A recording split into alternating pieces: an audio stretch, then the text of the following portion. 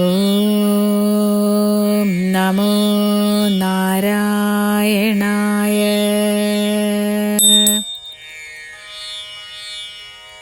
നാരായണീയം ദശകം 2,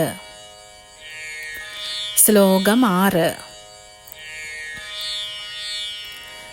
ഏവം ഭൂതമനോജ്ഞതാ നവസുധാനിഷ്യന്ത സന്തോഹനം ത്വദ്രൂപം പരിചിത് രസായനമയം ചേതോഹരം ശൃണ്വതാം.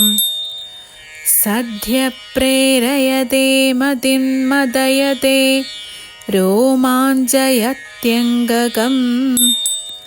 വ്യാസിഞ്ചത്യഭിഷീദബാഷ്പവിസരൈർ ആനന്ദമൂചോത്ഭവൈഃ.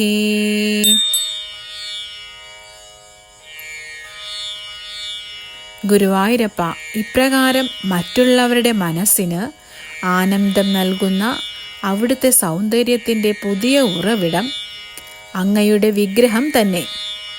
മറ്റുള്ളവർക്ക് പരമമായ ആനന്ദം പ്രദാനം ചെയ്യുന്നതും ചേതോഹരവുമായ അവിടുത്തെ വിഗ്രഹത്തെപ്പറ്റി കേൾക്കുന്നവരുടെ മനസ്സിനെ ആകർഷിക്കുകയും ഉന്മത്തരാക്കുകയും ആനന്ദാശ്രുക്കളിൽ നിമഗ്നരാക്കുകയും ചെയ്യുന്നു.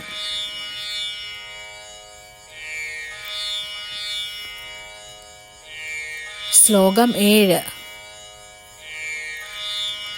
ഏവം ഭൂതദയാ ഹി ഭക്ത്യഭിഹിതോ യോഗഃ സയോഗദ്വയാത് കർമ്മജ്ഞാനമയാത് പ്രശോത്തമതരോ യോഗീശ്വരൈർഗീയതേ. സൗന്ദര്യൈകരസാത്മകേ ത്വയി ഖലു പ്രേമ പ്രകർഷാത്മികാ ഭക്തിർനിശ്രമം ഏവ വിശ്വപൂരുഷൈർലഭ്യാ രമാവല്ലഭാ.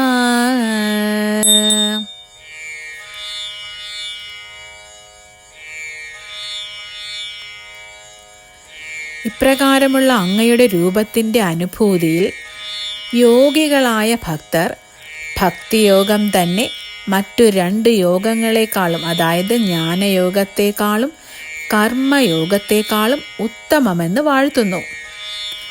അങ്ങയുടെ രൂപദർശനത്തിൽ സൗന്ദര്യരസമെന്ന ഒരേ ഒരു രസത്തിൽ ആകൃഷ്ടരായവർക്ക് പ്രേമസ്വരൂപി എന്ന ഭക്തി കൈവരിക്കാനും ഭക്തി പാരവശ്യത്തോടെ വിശ്വപുരുഷനായ അങ്ങയെ പാടിപ്പുകഴ്ത്തി ആനന്ദ നിർവൃതി അടയാനും സാധിക്കുന്നു.